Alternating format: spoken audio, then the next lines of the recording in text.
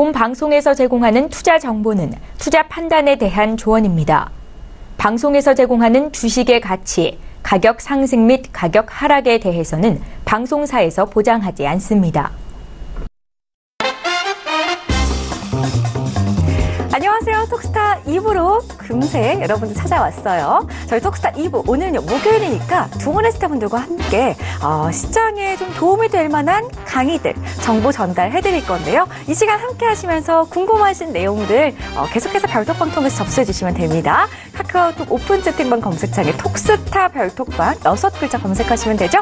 6글자 검색하시고 아직까지 별톡방에 접속하지 않으신 분들은 지금 바로 입장해 보시기 바랄게요. 자, 2부에서도 퀴즈는 다시 한번 내드려요. 1부에서 제가 퀴즈 드렸었죠. 1부에서는 힌트가 없는 퀴즈인데요. 2부에서는 제가 아주 쉽게 힌트 드릴게요. 지금 한번 그럼 퀴즈부터 살펴보고 갈까요? 퀴즈 내주세요. 자, 퀴즈 보겠습니다. 오늘의 퀴즈는요. 풋 옵션과는 상반된 개념으로 살 수 있는 권리를 일컫는 말을 찾아주시면 되겠습니다. 1번 모멘텀, 2번 콜옵션, 3번 블록딜. 정답을 아시는 분들은 샵 0082번으로 문자 보내주시기 바라겠고요. 힌트 드릴게요. 오늘 이제 저한테 PD님께서 내일 회식합시다 라고 하셨거든요. 그래서 제가 콜 이렇게 했어요. 여러분들 정답을 아시는 분들은 샵 0082번으로 아주 쉬운 힌트 참고하셔가지고 연락 주시기 바라겠습니다. 문자로 보내주셔야만이 선물을 받아보실 수 있다는 점 기억하시기 바랄게요. 자, 우선 1부에서 많은 상담 도와드렸는데요. 2부에서 여러분들에게 아주 유용한 정보들 전달해드리기 전에 별톡방에 어떤 분들이 또 와 계시는지 별톡방부터 체크해 보도록 하죠. 별톡방 보겠습니다. 자, 별톡방 볼까요? 조금 위로 올려볼게요. 보겠습니다. 계속해서 많은 분들이 글을 남겨주셔가지고 오늘은 정말 글이 정말 많네요. 보겠습니다. 우리 김영민님께서 박노주스타님 오상자이엘 남겨주셨고요. 김민재 여신님께서 민재님 제 겁니다. 그 누가 뭐래도 아주 박력 있게 남겨주셨어요. 고맙습니다. 민재 내꺼님께서 내가 이김이라고 해주셨는데요. 두 분 싸우고 계시네요. 아주 좋아요. 기분 좋습니다. 계속해서 해주시기 바랄게요. 자, 빨간불 띵똥님께서는 제 팬카페를 또 이렇게 남겨주셨어요. 잠시 홍보하고 갈게요. 가입해주시기 바라겠고요. 계속 보겠습니다. 키티님께서 지금 상담 못 받아도 나중에라도 꼭 해주세요라고 하셨어요. 당연하죠, 키티님. 계속 별톡방에 접속해 계시면은 저희 스타분들이 상담 도와드리고 있고요. 그리고 혹시라도 직접 원하시는 스타분이 있으시다면은 개인 톡방 링크를 또 여기 무료로 공유해드리고 있으니까요. 계속해서 별톡방에 접속해 계시기 바라겠습니다. 자, 계속 읽어볼게요. 머니머니님께서 들어오셨어요. 감사합니다 라고 해주셨고요. 튜나님도 들어오셨네요. 반갑습니다. 키티님께서 꼭이요 라고 해주셨고요. 머니머니님은 처음이라서 라고 남겨주신 거 보니까 오늘 처음 들어오신 분이죠. 반갑습니다. 계속해서 2부도 함께 해주시기 바라겠고요. 찬이님께서는 동성제약 남겨주셨습니다. 저 플라이님께서 오늘 실검 뜬 찌라시 받은 분들 없나요? 라고 남겨주셨는데요. 계속 보겠습니다. 단타원님 디지캡 남겨주셨고요. 김민재 여신님, 민재님 제 겁니다 하시고 다시 한번 아주 박력 있게 글을 남겨주셨어요. 자, 키티님과 민재 내꺼님 계속해서 글 남겨주고 계시고요. 현대바이오님도 상담해주세요 하고 남겨주셨습니다. 현대바이오 매수가하고 비중 적어주시면 더욱더 자세하게 상담 도와드릴게요. 우선은 접수해드리겠습니다. 자, 여러분들 계속해서 별톡방 찾아와주고 계시는데요. 카카오톡 오픈 채팅방 이용하셔가지고 별톡방 들어오셔가지고 무료로 어떤 이야기든지 나눠보시고 또 상담까지 받아보시기 바랄게요. 자, 계속해서 별톡방 활짝 열어두고 있을 거고요. 자, 그럼 오늘 2부에서 어떤 내용 다룰지 먼저 소개부터 해드릴게요. 오늘 2부에서는요. 여러분들 투자와 관련해서 증권스쿨 코너를 준비해봤습니다. 바로 교육 강의 시간인데요. 강의 들으시다가 궁금한 내용 있으시다면 전화 문자 그리고 별톡방 이용해서 남겨보시기 바랄게요. 자, 그럼 지금 바로 증권스쿨 시작해볼게요. 재테크의 새로운 패러다임 톡스타 오픈. 주식, 해외 선물, 가상화폐까지 모든 투자를 한눈에. 톡스타 이용 방법이 궁금하다면 검색창에 톡스타를 검색, 톡스타 홈페이지에 접속. 회원 가입 후 원하는 스타를 선택하면 준비 끝. 언제 어디서든 원하는 정보를 무료로 상담받으세요. 생활 속의 재테크 톡스타. 지금 바로 접속하세요.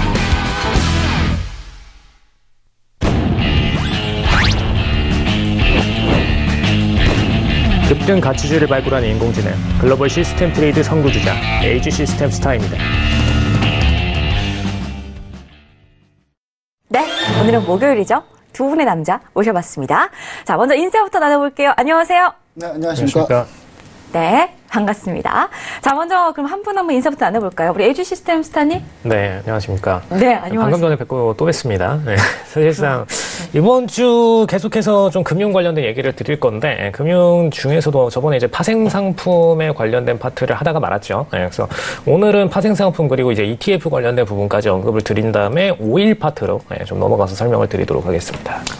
오일에 대한 궁금증들 많이 갖고 계실 것 같은데요. 이 시간 집중 있게 우리 LG 시스템 스타와 함께 해보시면 되겠습니다. 잠시 뒤에 강의 함께 할 거고요. 김보은 스타하고도 인사 제대로 나눠볼게요. 안녕하세요. 네, 안녕하십니까. 네, 스타님. 네. 스타님은 오늘 일부에서 뵙지 못했기 때문에 예. 매매 어떠셨는지 궁금해요. 오늘 하락장이 나왔거든요. 오늘 제가 그냥 아침에 그냥 딱 얘기 드렸어요. 오늘은 정강후약이다. 예, 절대 아침에 잡으면 안 된다 종목 그렇게 얘기 드렸고요. 찌라시 물어보신 분 너무 많아가지고 유포하지는 않았습니다. 왜냐, 이거는 사실이지 않을 수도 있기 때문에 당연히 이건 절대 그런 걸 유포하거나 그러시면 안 되고요. 일단 이게 우리는 그냥 재미로 보지만 이게 남한테 피해를 줄 수 있기 때문에 절대로 우리 성수관 그 모바일 문화를 좀 이끌었으면 좋겠습니다. 그리고 오늘 퀴즈가 있었죠. 오늘 퀴즈가 있었는데 퀴즈 보니까 생각납니다. 지난 옵션 만기일 날 난리가 났거든요. 옵션 만기일 날 거의 풋옵션이 어마어마하게 대폭등을 했습니다. 그래서 330배. 330배지만 그날 당일만 330배고요. 전체 합치면 한 600배, 700배도 나왔거든요. 그래서 상당히 옵션에 대해서 제가 설명할 수 있는 기회를 한번 있었으면 좋겠는데 제 진도상 옵션은 한 내년쯤에 할 것 같습니다. 이렇게 진도했다가는. 그래서 최대한 강의를 빨리빨리 하도록 하겠습니다. 알겠습니다. 오늘 시장 전강후약 장세가 이어질 거다라고 개장하기 이전에 우리 LG 사단 톡방에 계신 분들에게 미리 공지를 해드렸다고 하는데요. 이런 이야기들, 시장에 대한 이야기들 정말 우리 LG 시스템 스타도 그렇지만 김보은 스타님은 정말 특히나 제가 또 톡방에 접속을 해 있는데요. 정말 많은 이야기들을 해주시더라고요. 매번 뭐 개장하기 이전에, 개장하고 나서 그리고 개장 후에도 많은 정보들을 전달해 드린다고 하니까요. 우리 김보은 스타의 톡방이 궁금하신 분들 그리고 개장 이전에 좀 힌트를 얻고자 하시는 분들은요.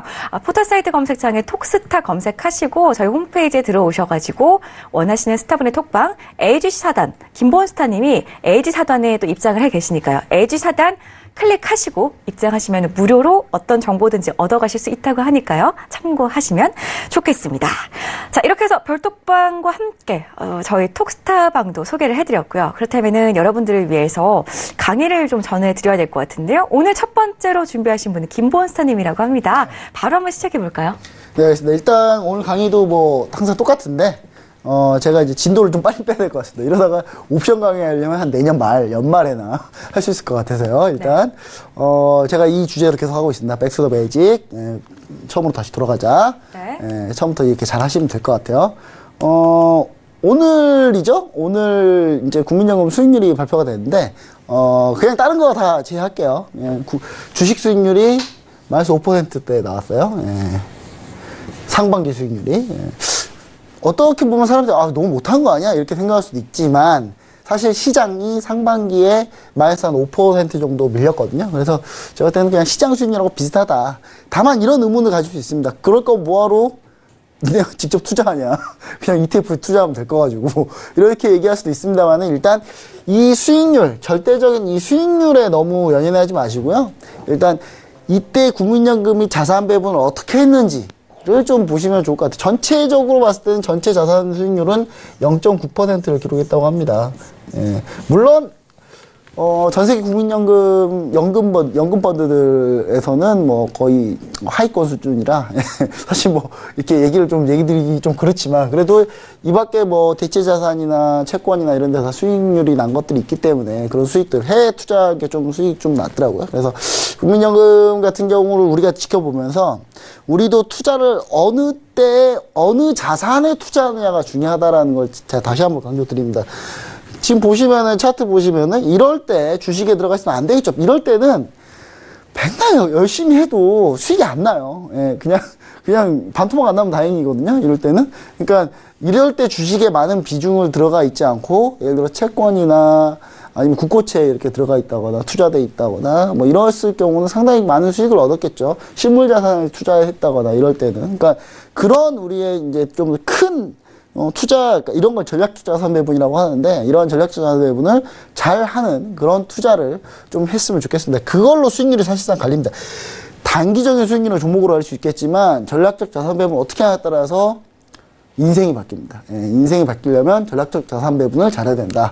이렇게 좀 얘기 드리고요. 오늘은 아직도 여기입니다. 아, 힘드네요.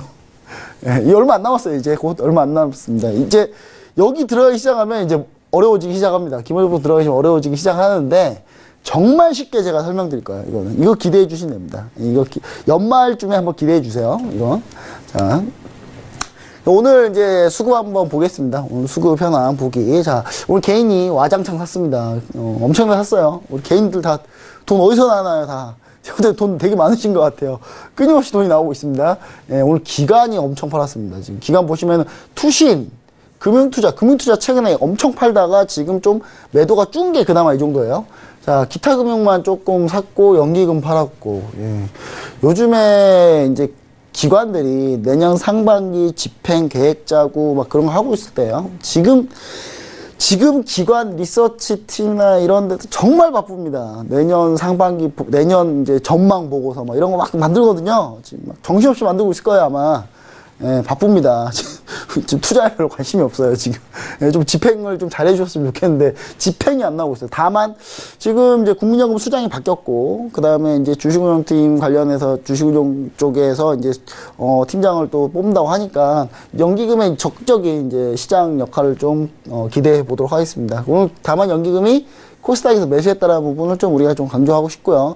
선물 같은 경우는 이제 요즘에 조금 편차가 좀 줄어서 잔잔해지고 있습니다. 잔잔해지고 있다는 부분 좀 생각해 보시면 좋을 것 같고, 기타 법인이 오늘 좀 매수했다, 선물을. 이렇게 보시면 좋을 것 같고요. 아, 콜옵션. 네, 콜옵션. 네, 콜옵션이, 오늘 콜옵션하고 풋옵션에서 풋옵션 쪽에 상당히 몰렸지만 콜옵션도 많이 샀어요. 변동성 배팅을 좀 하고 있다. 이렇게 외국인은 이렇게 보시면 좋을 것 같고, 제가 봤을 때 개인 투자자들은 오늘 콜로 다 몰렸네요. 안타깝습니다. 네. 자, 그리고 일단 이제 프로그램 매매인데요. 프로그램 매매 보시면은 비차익 쪽에서 매도가 많이 나왔습니다. 비차익 쪽에서 매도가 많이 나왔는데, 즉 오늘 기간의 매도는 다 비차익 매도일 가능성이 상당히 높겠죠. 그렇죠? 예, 그리고 이쪽은 이제 차익 거래는 매수가 나왔습니다. 차익 거래는 제가 그때 설명 한번 해드렸죠. 이렇게 현 선물에 대해서 이 차이를 먹어서 무위험 수익을 얻기 위한 그런 거죠. 그러니까 무조건 수익을 내기 위해서 실제로 무조건 수익이 나느냐? 납니다. 실제로 무조건 수익이 나요.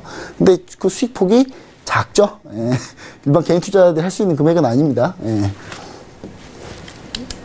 자, 그 다음에 이제 오늘 보시면, 오늘의 하락의 이유는 이렇게 보시면 좋을 것 같아요. 상해종합이 2%, 3%대 급락을 했습니다. 도대체 상해종합 언제 올까요? 제가 하필 이 중국장, 최악인 이 중국장 할 때, 제가 중국 주식 방송을 좀 하고 있거든요. 서울경제 TV에서.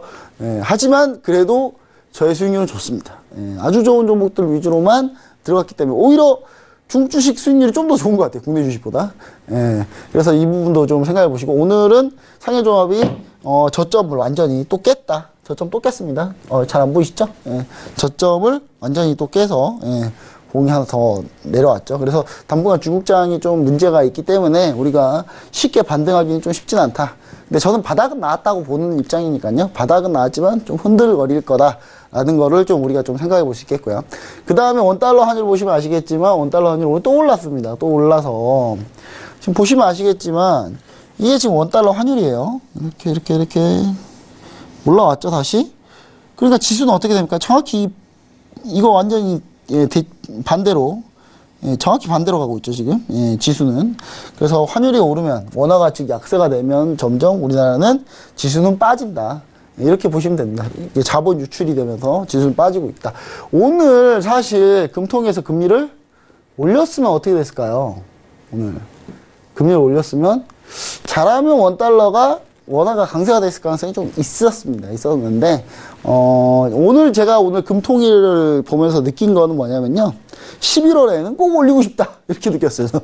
11월에는 금리를 너무 올리고 싶다. 이렇게 느꼈기 때문에 사실상 시장금리는 계속 반영이 될 거라고 저는 보고 있습니다.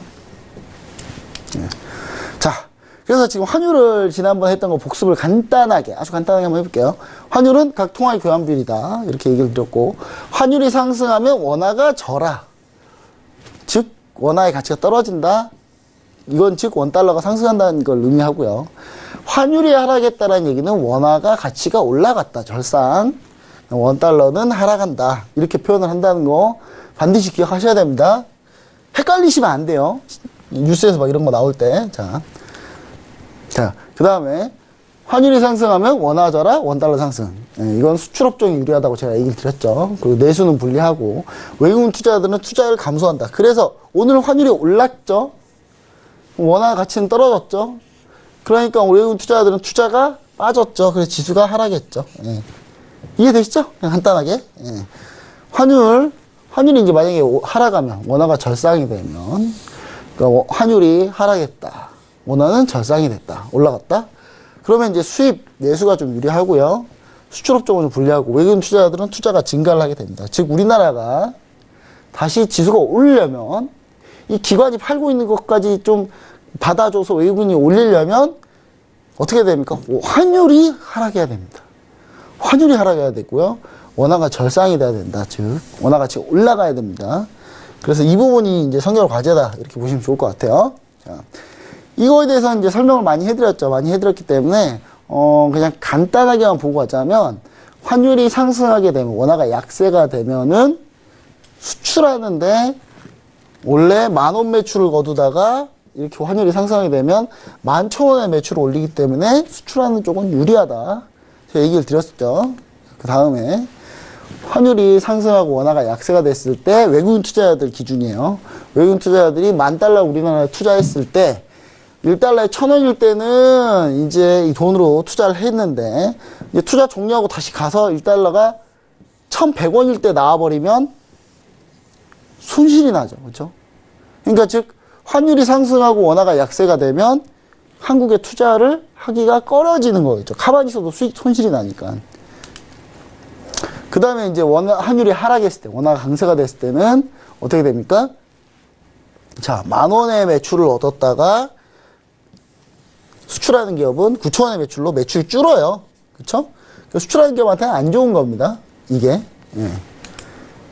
그리고 환율이 상승할 때, 원화가 강세가 됐을 때는 역시 11,000원, 1달러당 1,000원일 때에서 900원이라고 가정을 했을 때, 투자 수익률이 올라가게 됩니다. 외국인 투자자들 같은 경우는.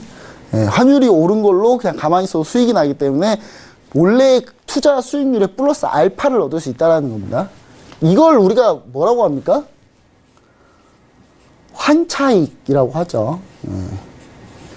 제가 예전에 은행에 있을 때, 펀드 얘기를 할 때, 환해지를 하실 거냐 마실 거냐, 뭐 이런 거 중요하고 반드시 펀드 막 설명할 때 환해지를 반드시 해야 된다, 뭐 이런 교육을 해요. 바보 아닙니까? 제가 봤을 때. 아니, 환해지를 해도 되고 안 해도 되긴 하지만, 환해지를 안 한다는 것도 투자 전략이에요. 왜냐? 거기 환율 가치의 상승과 하락에 따라서 투자 수익률이 바뀌기 때문에 그 투자 수익률까지 노리고 들어갈 수도 있는 건데, 무조건 환해지를 해야 된다? 라는 식으로 그때 2007, 8년에 막 설명을 했던 것 같아요. 근데 참 제가 봤을 때는 그래서 은행에서 펀드 들면 안 된다는 생각을 좀 많이 합니다. 과연 저 사람들이 과연 잘 알고 파는 건가? 제가 봤을 때는 그분들은 주식 운용에 단 1도 모르시는 분들 위주거든요. 그래서 그냥 그런 교육만 받고 얘기하기 때문에 펀드를 고를 때도 항상 내가 이런 부분을 공부해서 펀드를 가입하시는 게 훨씬 더 좋은 펀드에 가입하실 수 있습니다. 자, 이제 오늘 할 거 포인트입니다. 일단 오늘 이제 금리와 환율을 한번 해볼게요. 지난번에 금리 한번 했고 지난 시간에 환율을 했는데 그럼 이제 금리하고 환율의 관계는 어떻게 되냐? 이 부분입니다. 자, 한번 뉴스를 한번 볼게요. 뉴스를 보니까 이게 이제 터키 리라와 관련한 얘기인데 터키 리라가 폭락을 하니까 금리를 17.75%였다가 기준금리 24%로 급격하게 금리를 올렸습니다. 시장 예상 상해. 자, 금리 예상 수준보다 훨씬 더 금리를 올려버리니까 리라를 방어한다? 이해가 안 되실 수 있겠지만 가능한 일입니다. 왜냐? 아까 한번 생각해보자. 금리를 올려버리면 시장의 유동성, 리퀴더티라고 해서 유동성이 올라가면, 금리를 올리면 유동성이 떨어지죠. 유동성이 떨어집니다. 유동성이 떨어지는데, 유동성이 떨어지게 되면, 어떻게 됩니까? 이 통화가 감소를 하니까 가치가 올라가 있죠, 가치가. 즉, 자국 통화 가치가 떨어지게 되면 금리를 올립니다. 올리면 자국 통화 가치가 올라가요. 그래서 제가 아까 얘기 드렸던 게 오늘 금통에서 금리 올렸으면 원화가 강세가 됐을 수도 있겠다라는 얘기를 드린 거예요. 그러니까 이 부분을 한번 생각해 보시면 좋을 것 같아요. 자, 즉 이제 환율이 상승하면 즉 자국 통화 가치가 하락하고 자본이 유출된다는 얘기예요. 이 얘기는 이제 우리가 그 전에 공부해 봤으니까 여기까지는 연결이 되겠죠. 그럼 이제 금리를 인상을 합니다. 금리를 인상하게 되면 자국 통화 유동성이 감소를 해요. 전체 유동성이 줄어들게 돼요. 그러면 자국 통화 가치는 상승합니다. 이건 당연한 거예요. 뭐든지 흔해지면 싸지고 귀해지면 비싸집니다. 근데 자국 통화가 돈이 줄어버리니까. 왜 줍니까? 금리를 올리면 사람들이 어떤 생각을 하느냐. 은행에 돈 맡겨야지 대출 안 받아야 되지.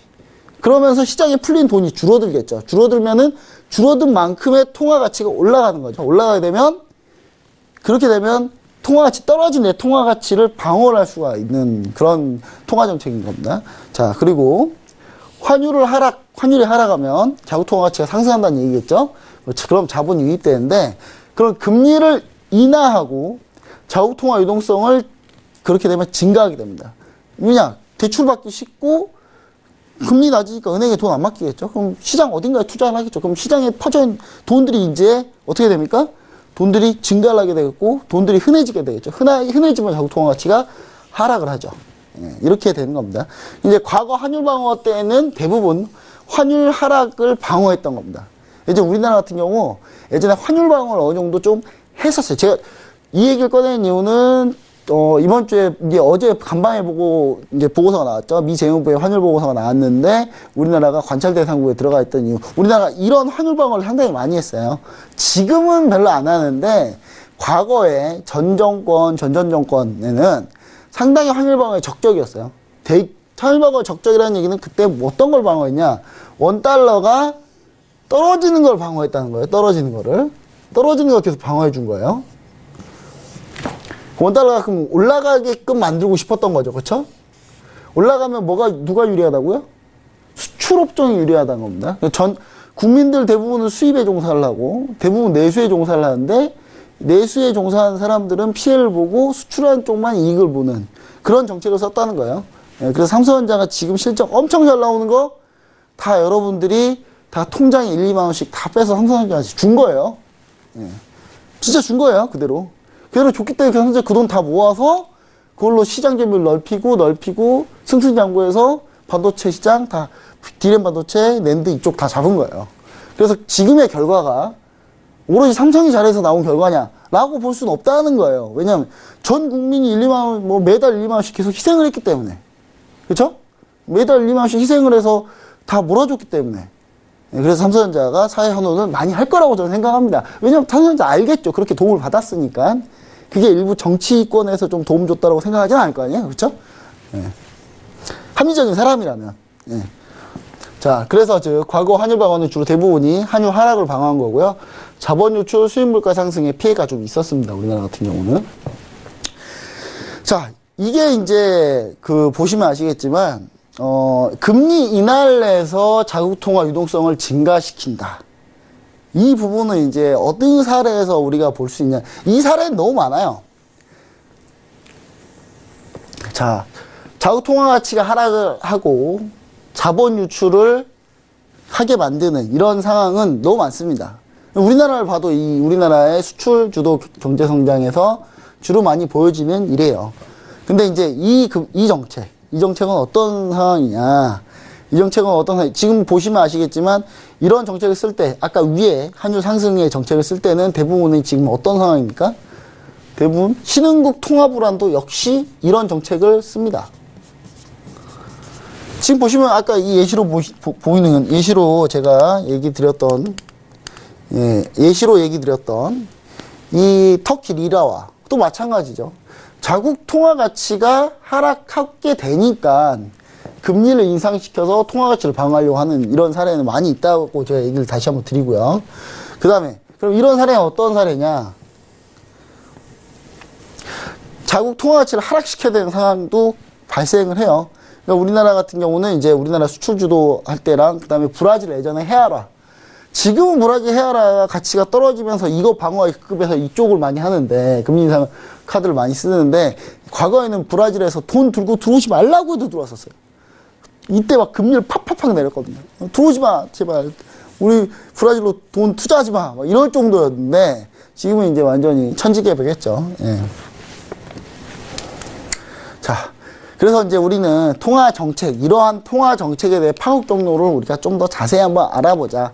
이거는 그냥 잘 따라오시면 되는 겁니다. 아주 쉽기 때문에 잘 따라오시면 돼요. 자, 보시면 통화 정책의 파급 경로입니다.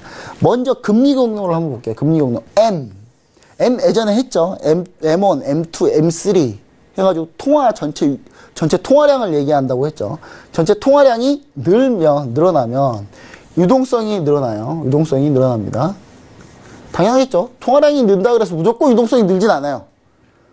통화량이 는다 그래서 유동성이 무조건 늘진 않습니다. 왜냐?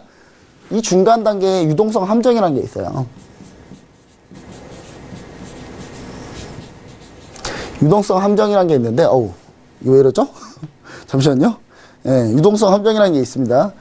예, 이걸 다시 띄워줬으면 좋겠는데, 예. 네, 알겠습니다. 자, 우리 김본스타 지금 잠깐 좀 시간을 드리도록 할게요. 자, 통화 정책의 파급력에 대한 이야기 나누고 있었습니다. 오늘 목요일 첫 번째 시간 김본스타와 함께하고 있었는데요. 우리 투자자분들께서 또 방송 보시면서 강의 들으시면서 궁금한 내용 생기실 수도 있을 것 같아요. 궁금한 내용이 있으실 때는 어디로 찾아오시라고요? 카카오톡 오픈 채팅방 검색창에 톡스타벌톡방 검색하시고 단체 채팅방에 찾아오시면 무료로 이야기 나눠보실 수 있어요. 이 부분 참고하시기 바라겠고요. 김본스타에게 직접 질문을 하고 싶다 하시는 분은요.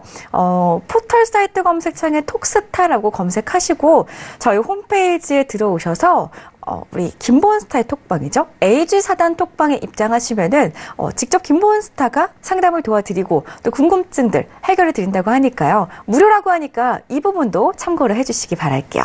자, 저희 계속해서 실시간으로 톡스타 방송 함께하고 계십니다. 김본스타의 강의 들으시다가 지금 잠깐 놀라셨을 것 같은데요. 계속해서 강의 준비하고 있으니까요. 잠시만 기다려주시기 바랄게요.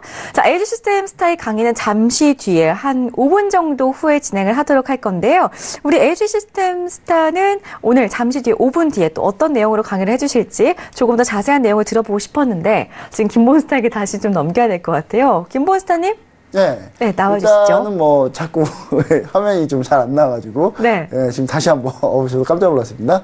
자, 일단은 아까 이제 통화 정책 얘기하게 됐죠. 근데 이 유동성 함정이라는 걸 빠지게 된다고 했어요. 유동성 함정 빠지게 되는 게 뭐냐면 유동성을 급격하게 늘리면 당장 그 유동성이 바로 시장에 나오진 않아요. 유동성을 급격하게 늘릴 때는 어떤 때냐면 경제 위기가 왔을 때 이렇게 주가가 대폭락을 했을 때 유동성을 급격하게 늘려요. 금리를 내리기 때문에. 그러면 유동성이 이렇게 커졌는데 사람들이 유동성을 가지고 있지 바로 투자하지 않습니다. 눈치만 보고 있어요. 좋을 때 기다려야 되는데 그런데 갑자기 어느 날 누군가 한 명이 투자하기 시작하면 그때 우르르 들어오죠. 그걸 뭐라 합니까?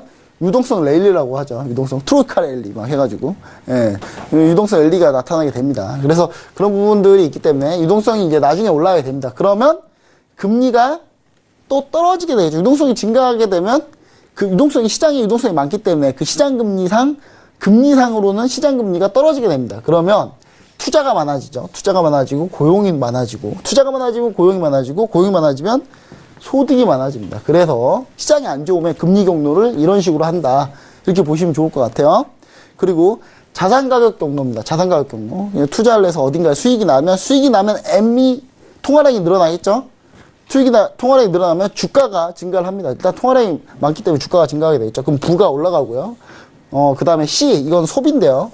소비도 역시 증가하게 되고, 소비가 증가하면 투자 지출 증가, 고용 증가, 소득 증가 이렇게 가겠죠. 지금 연준에서 하고 있는 정책이 다 이런 형태입니다. 이런 형태로 정책을 쓰고 있다 이렇게 보시면 좋을 것 같고요.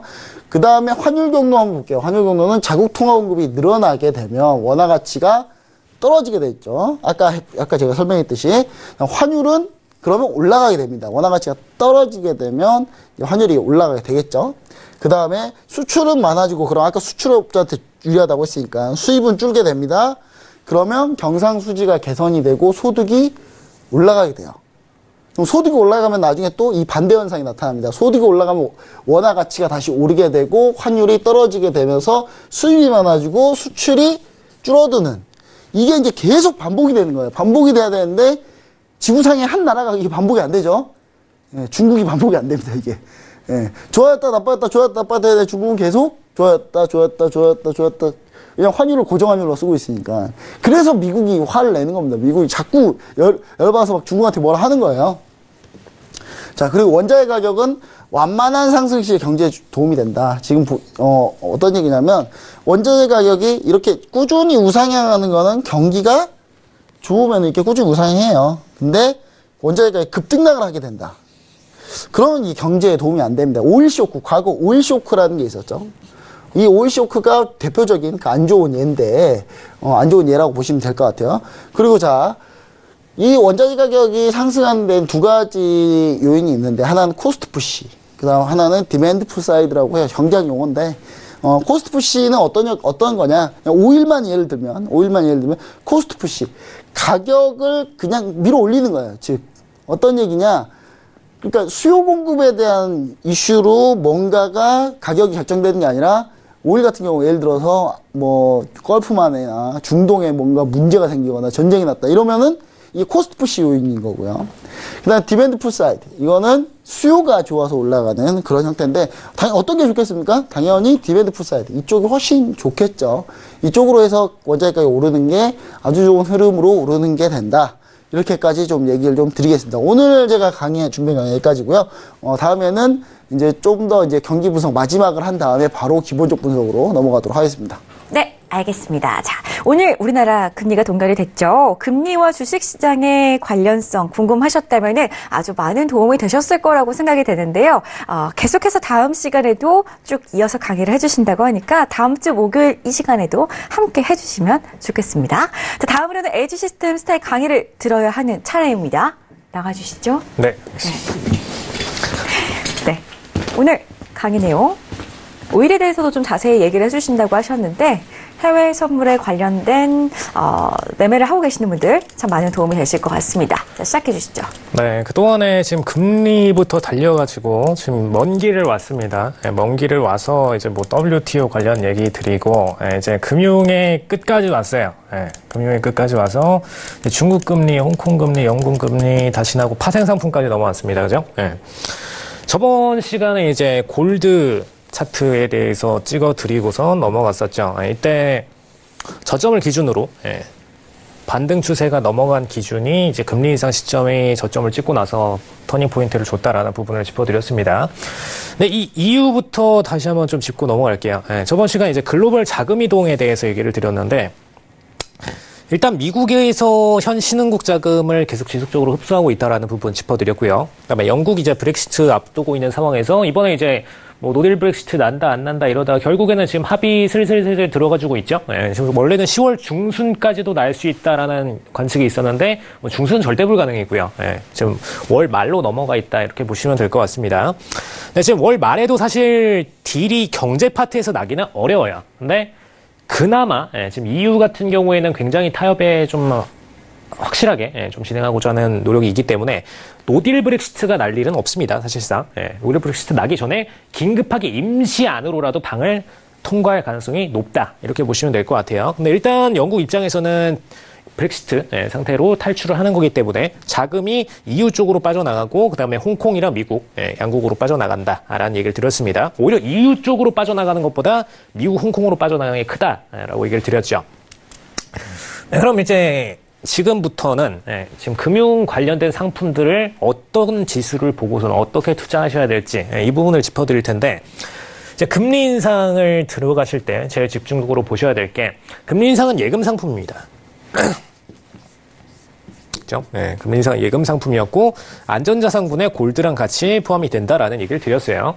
그래서 골드를 트레이딩 하시는 분들은 예금 금리가 올라갈 때마다 예금으로 넘어갑니다. 자금들이. 왜냐, 본인도 원금 보장이 되면서 플러스 예금 금리를 얻을 수 있는 상품이기 때문에 골드는 보유하면은 본인들의 투자 가치가 하락할 수도 있습니다. 그렇기 때문에 골드는 일단 투자한 원금 손실 가능성이 있어요.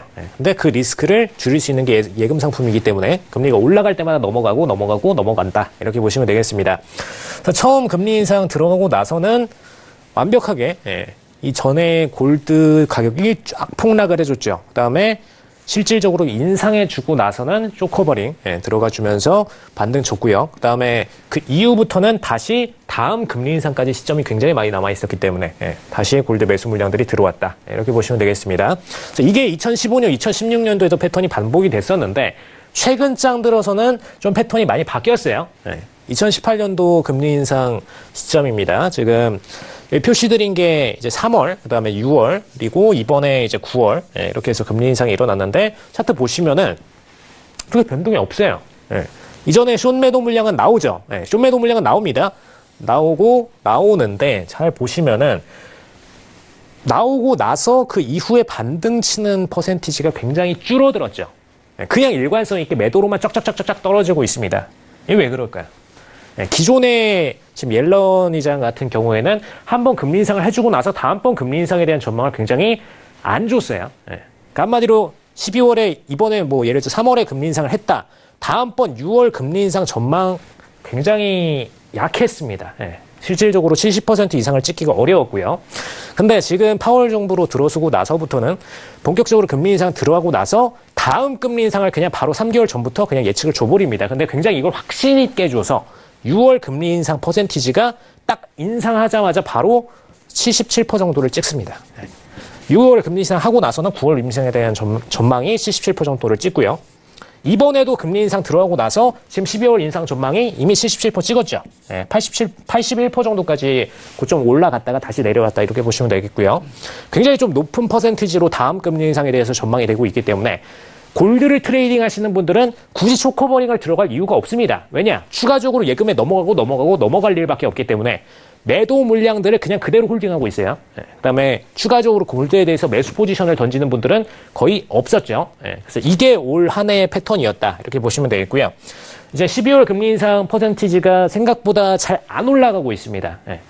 이제 인상 가능성이 조금 낮게 보는 기관들이 슬슬 생겨나고 있죠. 대표적인 투자들 중에서도 이제 채권 관련된 파트, 채권 관련된 전문 펀드들에서는 12월 인상 뭐 가능성이 없다 이런 얘기도 펼치고 있는데 일단 이거는 소수의 의견이고요. 일단 대다수의 의견은 아직까지 인상 쪽으로 보고 있다 이렇게 보시면 되겠습니다. 그럼 이제 이 시장에서 금리 인상이 들어갈 때 그럼 금리 인상에 들어가는 상품군이 골드밖에 없느냐. 골드만 트레이딩 하실 게 아니죠. 지금 트레이딩 하셔야 될 상품군이 통화, 뭐 지수 많습니다. 금융권 안에서나. 그러면 이 해당 파트에 대한 움직임을 좀 보실게요.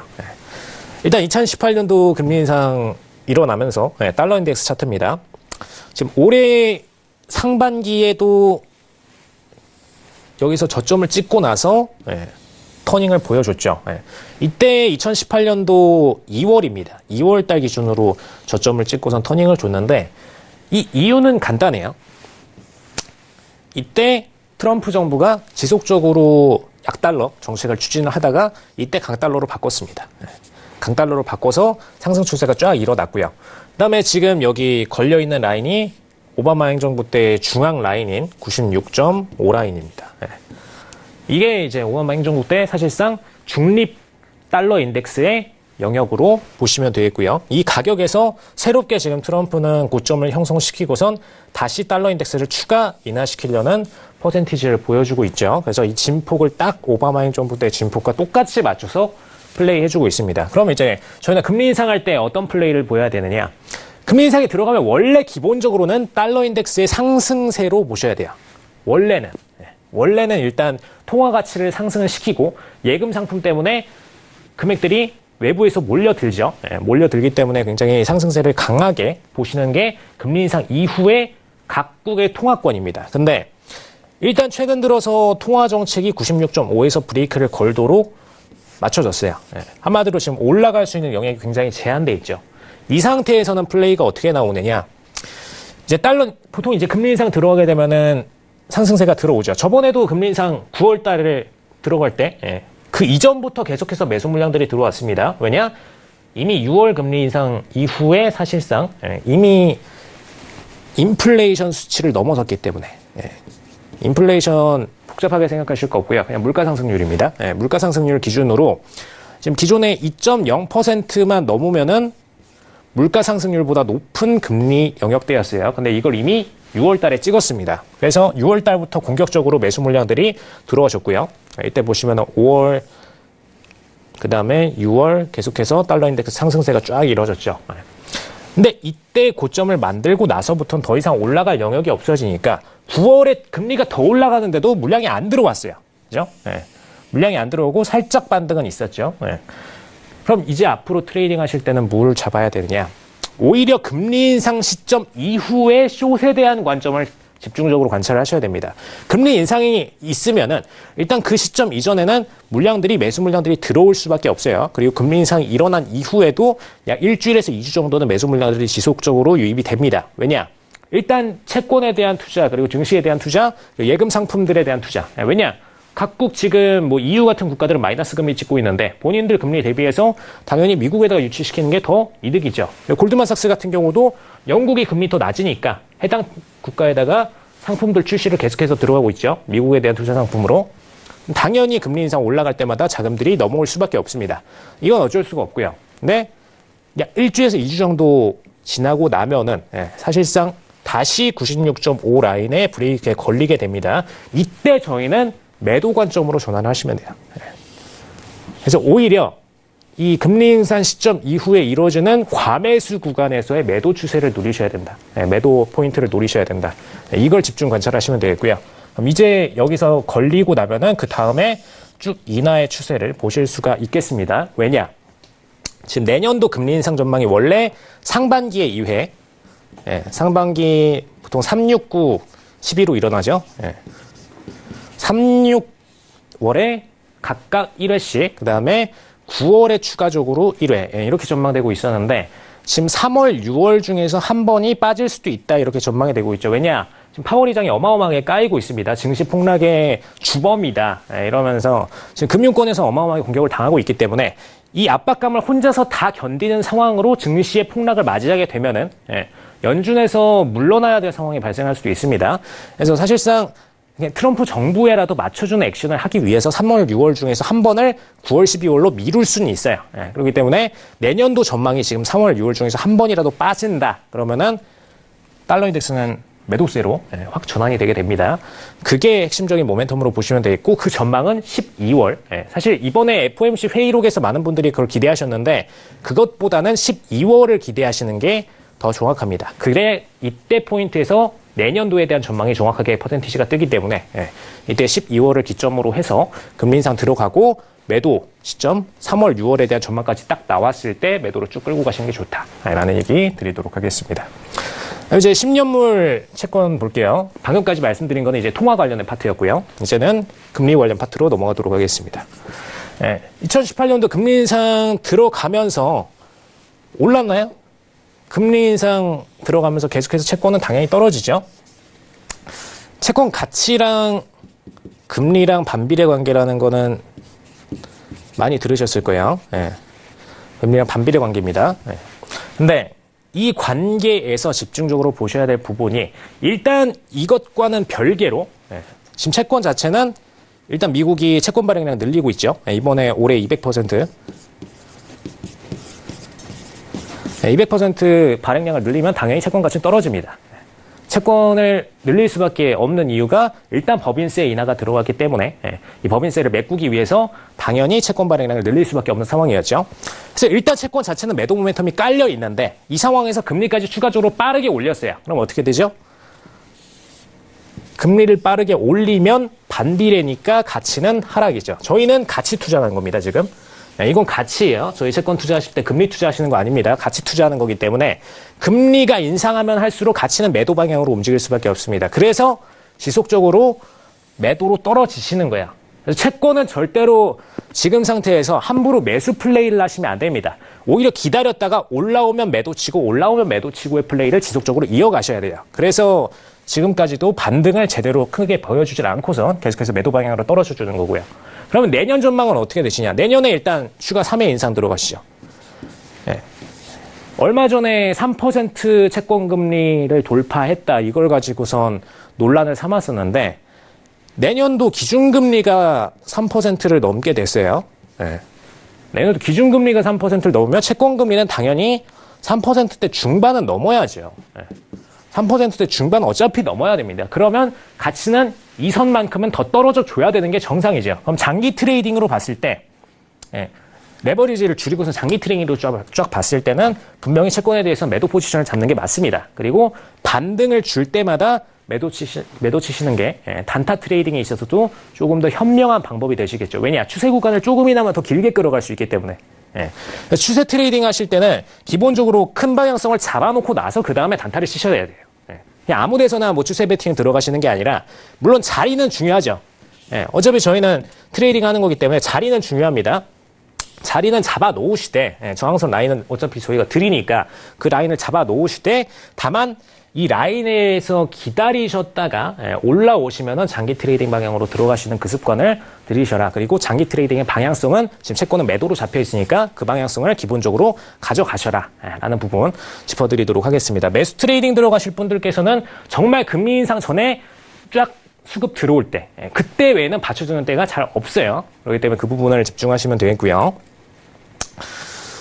그럼 이제 S&P 항생, 이번에 지수로 좀 넘어가서 보도록 하겠습니다. 금리 인상이 이루어짐과 동시에 최근에 들어서 딱 이제 6월 금리 인상 일어나고 나서부터 본격적으로 이 S&P와 항생 정반대로 향해 가기 시작을 했죠. 이게 아까 말씀드렸던 인플레이션 퍼센트를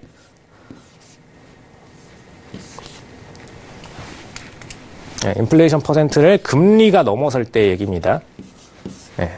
기존에는 이거였어요. 그죠? 인플레이션 퍼센트보다 금리가 낮았습니다. 이때는 금리를 올려도 어차피 예금 상품에 투자해봤자 인플레이션을 못 따라간다. 이 관점이 동일하기 때문에 굳이 예금으로 몰리지 않아요, 자금이. 근데 금리가 인플레이션 퍼센트를 넘어서게 되면 얘기가 달라집니다. 이때부터는 우리가 예금 상품에 돈을 넣는 게, 통장에 돈을 넣는 게 이득이다. 자산운용사로 갈 필요가 없고 그냥 은행에다 넣는 게 낫다. 이렇게 되기 때문에 이때부터는 은행에다 본격적으로 예금을 들어가기 시작을 하죠. 근데 이게 미국은 최대의 금융 국가이기 때문에 각국에 들어가 있던 신흥국 자금들을 뽑아서 본인들의 예금 상품으로 넣습니다. 그럼 다시 예금 상품으로 들어가면은 예금 상품 그냥 놔두나요? 어차피 이 돈은 대출 아니면은 자산운용 파트로 뺍니다. 예금 들어오면은 이 예금 상품들을 빼는 거는 루트는 딱 간단해요. 대출 상품 아니면은 자산운용 파트로 뺍니다. 이게 본인들 풀압자금으로 돌리던 아니면 자산운용사에 위탁자금을 주던 둘 중 하나로 돌려요. 둘 중 하나 돌리면은 결국엔 다시 또 증시로 들어갑니다. 채권으로 들어가고 증시로 들어갑니다. 그래서 이때 채권들이 반등을 보여줬어요. 6월 금리 인상 이후에. 마찬가지로 증시도 이때 상승세를 보여줬습니다. 근데 어디 자금을 뺏어 넣었죠? 신흥국 자금을 뺏어 넣었죠. 신흥국 자금 뺄 때 중국장도 같이 뺍니다. 안타깝지만 중국장은 트레이더들이 분류를 할 때, 물론 이제 중국은 대형 국가가 맞는데 자금상으로는 신흥국과 거의 비슷한 레벨 평가를 매기고선 들어가기 때문에 자금을 뽑을 때 중국 자금도 같이 뽑습니다. 그래서 뽑아서 항생장 빼고, 중국장 빼고 뽑아서 지금 미국 장으로 넣었던 거죠. 그래서 이에 대한 트레이딩으로 보시면 되겠고요. 지금 이거 S&P라고 떠 있는데 S&P 아닙니다. 지금 이거 처음으로 좀 보여드렸는데 VIX ETF예요. 이거 지금 보시면은 이제 아이패스 지금 S&P VIX 쇼트텀 퓨처스 ETN이라고 써 있죠. ETN과 ETF는 한 끗 차이입니다. 자산운용사에서 운용을 들어가느냐 아니면은 지수를 순수하게 팔로우를 하느냐. 이건 지수를 순수하게 팔로우하는 거예요. CBOE의 VIX를 그대로 팔로우하는 겁니다. 보시면은 2월 폭락장이 날 때 초급등을 보였었죠. 그 다음에 다시 안정권으로 쭉 들어가면서 2월 폭락장 이전에 어떤 상황이 있었죠? 계속돼서 연속된 상승세가 있었습니다. 증시가 제일 안정된 선이 이 선이었어요. 이 선까지 재하락을 보였죠. 그만큼 증시가 안정됐다 이겁니다. 그래서 저는 이 선에서 매수 트레이딩에 대한 조언을 계속해서 드렸었고요. 그다음에 이번에 폭락장 들어가니까 다시 VIX ETF가 폭등을 들어갔죠. 그건 당연한 겁니다. 증시가 리스크가 높으면 변동성 지수는 공격적인 상승을 보여주게 돼 있어요. 그래서 위험 지수라고 불리는 거고요. 이때 트레이딩을 미리 매수해서 잡아놓으신 분들은 만약에 상승장에서 하락장으로 딱 꺾이는 순간에 반대로 이걸로 수익을 쫙 내시면서 주식에 대한 해지를 하셨겠죠. 그죠? 예, 주식이 매도로 꽂힐 때 반대로 VX ETF에서는 수익을 공격적으로 내주면서 여기서 수익을 가져가실 수가 있었습니다. 그래서 계속해서 제가 12선 이하로 떨어질 때 VX 수치 기준입니다.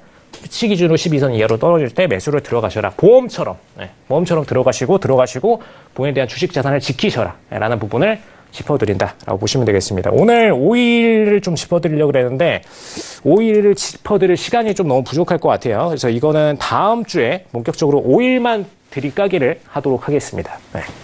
네, 알겠습니다. 자, 오늘 LG 시스템스타와는 금리와 채권의 연관성에 대한 강의를 함께 하셨는데요. 채권 가치랑 금리랑 반비례한다. 알려주신 이 공식만 알아도 매매할 때 많은 도움이 되실 것 같습니다. 참 시간 관계상 우선은 세 분 저까지 저를 빼고 우선 두 분은 여기서 보내드릴게요. 인사 나누겠습니다. 오늘 강의 고맙습니다. 네. 시간 관계상 참 LG 시스템스타의 해외 선물 강의도 오늘 여기서 마쳐야 한다는 게 참 아쉬운데요. 혹시라도 다음 주까지 못 기다리겠다, 직접 배우고 싶다 하시는 분들은 오프라인으로 무료 강좌가 준비되어 있다고 하니까요. 교육장이 또 마련이 되어 있다고 합니다. 1577-7451번, 1644-0147번으로 문의 주시면 되겠습니다. 자, 오늘 퀴즈 정답자분들 공개해야 될 것 같은데요. 5분 추첨했다고 합니다. 화면으로 띄워드릴게요. 오늘 퀴즈 정답자는요. 5분 저희가 추첨을 했는데요. 우선 정답은 2번 콜옵션이었죠. 2번 문자로 보내주신 분들 공개하겠습니다.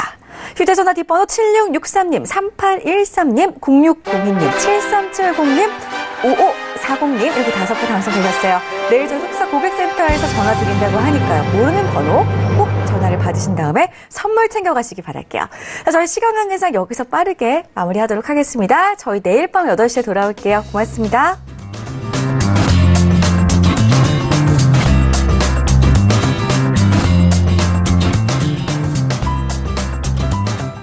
본 방송에서 제공하는 투자 정보는 투자 판단에 대한 조언입니다.